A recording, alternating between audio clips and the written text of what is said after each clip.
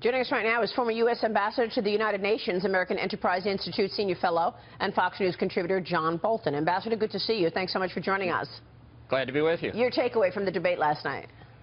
Well, I thought Pence was the clear winner. I mean, I think Tim Kaine may get the 2016 award for Ankle Biter of the Year, but both in substance and style, I thought Pence held his cool. He maintained his discipline. And he made the points, particularly on foreign policy, that needed to be made. One thing that he said that I think really resonates with people is that the American people know.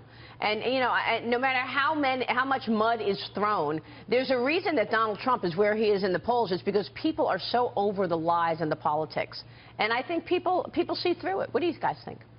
Yeah, I don't think anybody really believes that Hillary Clinton, a lot of her policies that she's come out with are going to come into effect because she says it was most politically convenient for her at the time, especially to get elected. So I think one of the things that came across last night as well, though, which was pretty interesting, was when Senator Kaine said when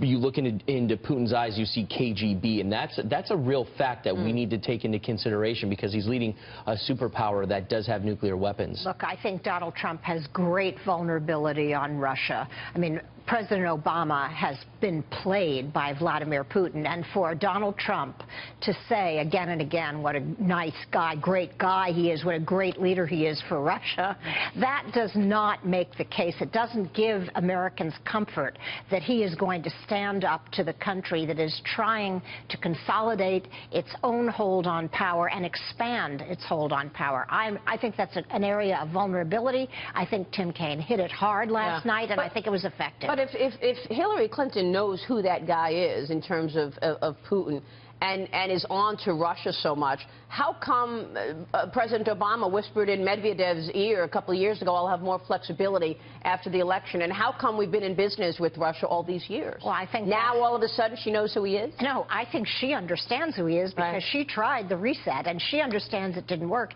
Every reporting that I've done from Washington on that relationship between Obama and Hillary on Russia suggests that she is much tougher, much more skeptical of the Russians, and I think Putin knows that, which is why he's trying so hard now to be aggressive in Syria and consolidate his gains for Bashar Assad and his point of view. Yeah. Ambassador, didn't Governor Pence, though, drive home the fact that it is the president's policies and a lot of what Hillary Clinton wants to continue that has created world disorder, growing world disorder, not just Russia, but particularly with Iran and what is happening in Syria?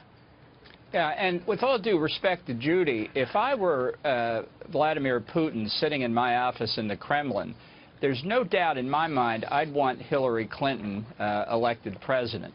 She's weak, she's indecisive, she supports the New START agreement that Putin is well on the way to violating. So far from cutting nuclear warheads, he's modernizing the nuclear and ballistic missile forces, building new underground command and control centers. This is one of her principal achievements as Secretary of State. And I could go on. Her disdain for national missile defense, the giveaway of the radar and missile sites in Poland and the Czech Republic. She hasn't learned anything. I think that Putin understands that she is Obama's third term. And let me come to this question of what Trump said about Putin. He said he's a strong leader.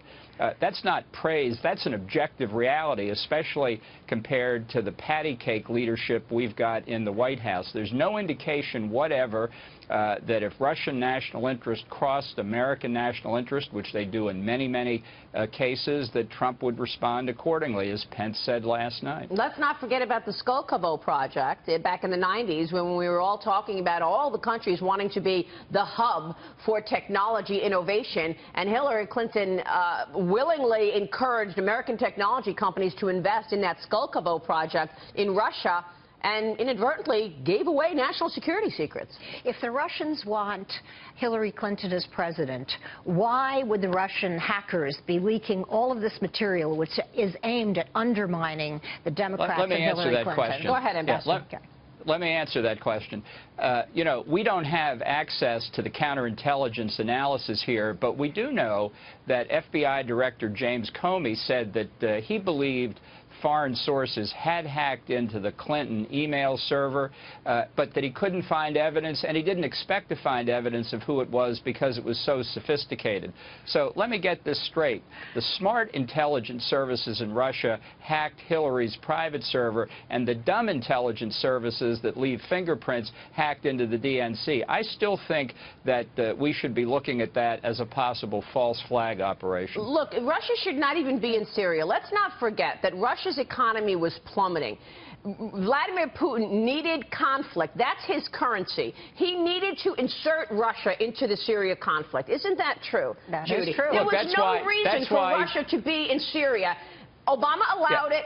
Russia inserted themselves, and now here we are. Russia is protecting Assad. That's the bottom line. That's why I say Russia is playing a weak hand. Russia's playing a weak hand very effectively.